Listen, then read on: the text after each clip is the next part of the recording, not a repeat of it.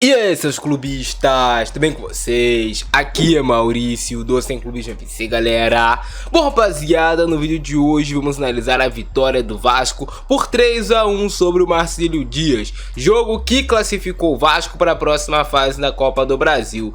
Todos nós já sabíamos que seria um jogo difícil, que seria um jogo complicado, o Vasco sem Payet, o Vasco jogando em um gramado que não era tão bom, jogando fora de casa, tinha toda a empolgação do time do Marcílio Dias, que daria certamente a vida dentro de campo para conseguir essa classificação em cima do Vasco. Mas assim, o Vasco conseguiu passar, que era o que o Vasco tinha que fazer. Hoje era um jogo, é óbvio que por conta do Vasco ser um time de Série A, um time que está investindo bastante, que está investindo em contratações, um time que tem um técnico renomado aqui no futebol brasileiro, e o Marcílio Dias ser um time ali que tem pouquíssimo investimento, a gente espera e cobra que o Vasco tenha uma atuação onde não dê chance, não dê brecha, não dê oportunidades pro Marcílio Dias sequer pensar em avançar de fase. É isso que a gente espera do time do Vasco. Hoje o Vasco teve que mudar ali um pouco da sua formação tática em relação a outras partidas, já que o Vasco não tinha um Payet. O que fez o Ramon Dias no jogo de hoje? A escalação principal. Ele manteve essa linha com 3 defensores atrás, que ele percebeu durante o jogo que era um erro, que eu já havia falado no vídeo passado, que o Vasco fica com poucos jogadores para proteger o seu meio de campo e a sua entrada da área, tanto que durante a partida ele acabou consertando isso, colocando o Medel no primeiro tempo para volante.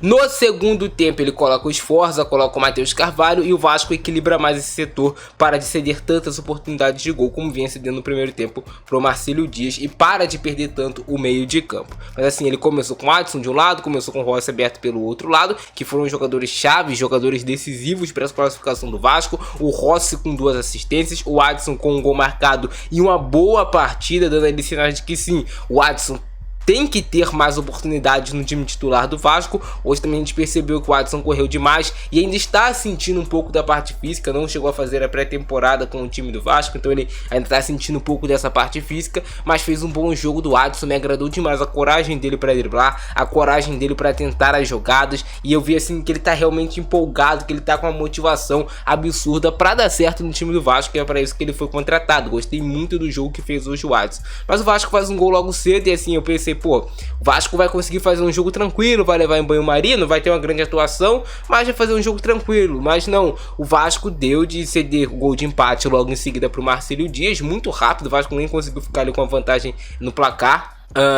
E depois o Vasco tem uma sucessão de erros. O Paulo Henrique muito mal no jogo de hoje. Já não é de agora que eu venho comentando sobre as partidas que faz o Paulo Henrique, que está mal tecnicamente. É um jogador que fisicamente agrega muito o time do Vasco, é rápido, é forte, consegue recuperar as jogadas com a velocidade que ele tem, consegue chegar na frente com a velocidade que ele tem. É um jogador que é muito bom fisicamente para o time do Vasco, mas tecnicamente ele não vive um bom momento. É rapaz de 3, 4, 5 metros, passe fácil, não consegue mais driblar, não tá conseguindo acertar os cruzamentos. Então o momento técnico do Paulo Henrique é ruim, precisa chegar nele e conversar para ver o que está acontecendo, se tem algo que resultou nele ter essa queda técnica que ele vem tendo nesses últimos jogos. Um jogo onde o Marcílio Dias forçava muito pelas laterais do campo, e o Vasco com 3 zagueiros era para não ter sofrido gol no jogo aéreo, mas mesmo assim sofreu. O Vasco vinha sofrendo muito após levar o gol de empate. O Ramon Dias adianta o Medel para jogar como volante, deixa só o Robert Rojas e o Léo na zaga.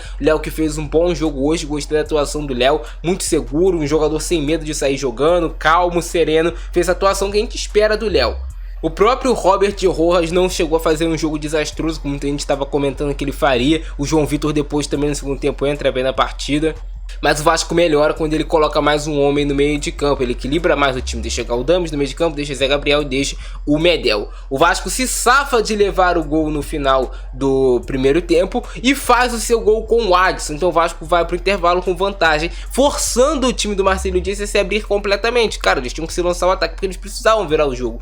E no segundo tempo ele fez as substituições, como já comentei com vocês, colocou o Sforza, colocou o Matheus Carvalho, equilibra um pouco mais o meio de campo do Vasco, povoa o meio de campo, povoa a entrada da área. O Marcílio Dias é forçado a jogar muito com cruzamento para a área o tempo todo da intermediária, até consegue levar perigo, que assim, é algo que eu cobro muito do time do Vasco, dos jogadores ali dentro de campo, irmão.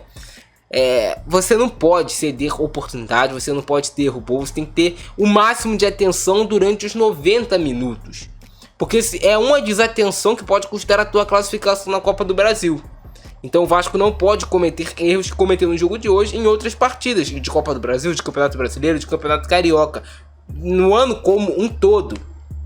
Mas o Marcílio Dias vai se abrindo, o Ramon Dias faz mais substituições para oxigenar o time do Vasco, coloca o Praxedes, coloca também o David, coloca o próprio João Vitor na lateral direita, como também já comentei com vocês, dá uma oxigenada no time do Vasco, o Galdames cresce no segundo tempo no meio de campo, sem tanta obrigação de marcar como ele vinha tendo antes. Tem como ele se adiantar um pouquinho mais, porque o Sforza fica mais fixo e o Matheus Carvalho fecha bastante pelo lado esquerdo para ajudar o Lucas Piton.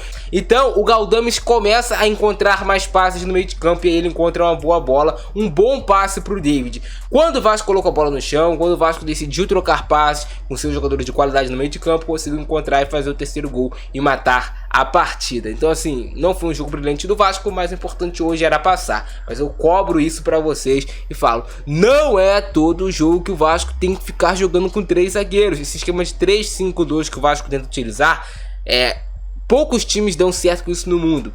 Tem um time que dá muito certo no mundo com isso, que é a Inter de Milão. Eles usam pressão o tempo todo e o Vasco não faz isso. O Vasco não pressiona o adversário lá na frente o tempo todo, não. O Vasco quer ficar baixando ele jogando com 3 defensores. Vai dar espaço no meio de campo, então Ramon Dias, ou você abre mão desse esquema ou você vai jogar os 90 minutos com o máximo de intensidade, com as suas linhas lá em cima, o tempo todo pressionando os adversários. Essa é a única forma desse esquema dar certo, senão vai dar errado, cara. Vai dar errado. Aí, tá dando. Teve que mudar, teve que consertar. Vamos ver então como é que foi Vasco versus Marcílio Dias e Vasco. Cara, a torcida do Vasco é um absurdo, né? Em qualquer canto do Brasil tem torcida do Vasco enchendo ali o seu setor. Eu tenho certeza que se no jogo de hoje o Vasco tivesse ali a possibilidade de ter o estádio completamente cheio, estaria cheio. Se só pudesse ter torcida do Vasco, estaria lá presente os 6.000 vascaínos. E aí entra muito no que eu comentei com vocês do Paulo Henrique, um jogador muito forte fisicamente, um jogador que entrega muito, se entrega muito dentro de campo, você não tem o que reclamar dele, mas tá faltando na parte técnica. Bolão do Rossi, cara, eu tava criticando bastante o Rossi aqui assistindo o jogo, tipo, tava bem chateado com o Rossi, pelo fato de assim, cara, ele vinha de atuações ruins, mas o jogo de hoje do Rossi foi bom. Deu 2 boas assistências, conseguiu em vários momentos dribles importantes, conseguiu arrancadas importantes. Gostei do jogo do Rossi. Tomara que ele retome aquele Rossi quando ele voltou pro Vasco, quando ele retornou, que vinha jogando bem. Depois que ele voltou de lesão, não estava tão bem. Tomara que ele retome aí o seu melhor futebol. Mas um gol do Vasco, onde o Rossi encontra o momento certo do passe. Bonita a bola do Rossi no tempo certo para o Verratti não ficar impedido. E o Verratti fazendo mais um gol com a camisa do Vasco. Mais um gol do Pirata da Corina. E o Vasco logo em sequência leva o gol na jogada que todo mundo sabia, que todo mundo já tinha comentado. Cara, o Marcílio Dias é forte no jogo aéreo. O Vasco deixa os caras cruzar para a área. E com 3 defensores, com 3 zagueiros, o Vasco leva o gol. Mesmo em superioridade numérica na zaga, o Vasco leva o gol, cara. Não dá. Tá ligado? Tipo, não dá. De verdade, mano. Bobeada geral da zaga do Vasco, vai bobeada do Medel, vai bobeada de quem deixa cruzar, vai a bobeada também do Léo, do Piton, que deixa o cara cabecear e se antecipar nele.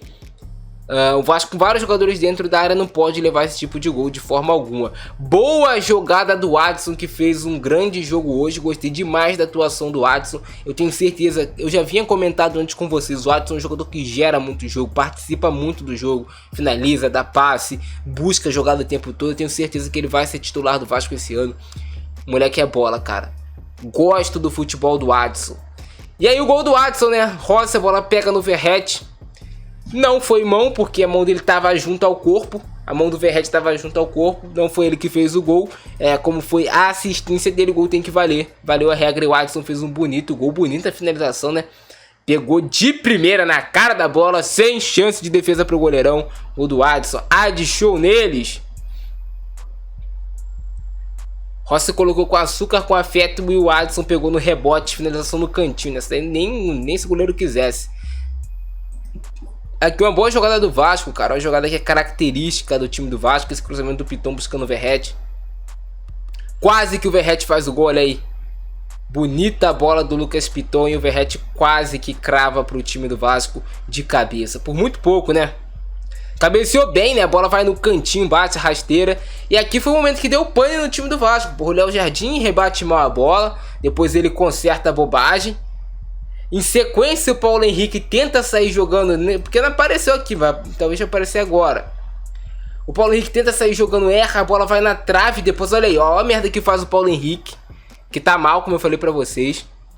E depois ainda teve um chute deles que foi na trave. Aí em sequência o Vasco tem esse contra-ataque e o Medel faz a finalização, quase marca o gol pro Vasco. Medel tá merecendo um golzinho, né?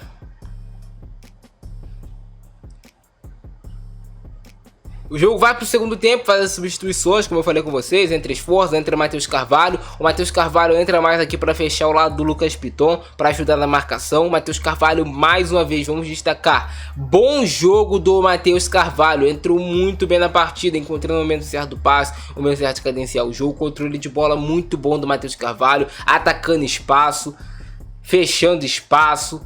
Foi muito bem novamente o Matheus Carvalho, um jogador que vem agradando a torcida do Vasco. E vale a gente destacar. Aí o Daronco deixando o lance, claramente foi falta a seguir.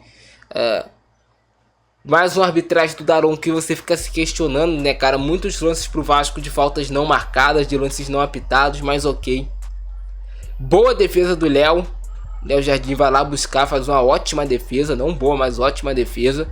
Foi um momento que o Vasco sofreu um pouquinho, porque o Vasco deixa a bola com o Marcílio Dias, o que é algo assim inadmissível. Um time do Vasco com mais qualidade do que o Marcílio Dias tem que colocar a bola no chão, tem que dar cara a tapa e tem que jogar futebol. Não tem que ficar com medo de ficar com a bola e rifar a bola. Não, porra. Tu tem mais qualidade, por que tu vai ficar com medo de jogar? Joga a bola. Bom passe ali do João Vitor, que entra bem na lateral direita. Dá ultrapassagem pro Vasco que não vinha tendo quando tava com o Rojas na lateral direita. Então quando entra o João Vitor, ele consegue atacar, consegue defender, tem muita velocidade e ajuda o time do Vasco, consegue criar boas situações ali também. No ataque, Cruz Maltini defende bem. O bom passe do Galdames e o David, gol do DVD. Agora ele finalizou bem. É isso que a gente quer, cara. É só isso, David. Porra, é só isso, cara. Não tem dificuldade. Recebeu o passe, bolão.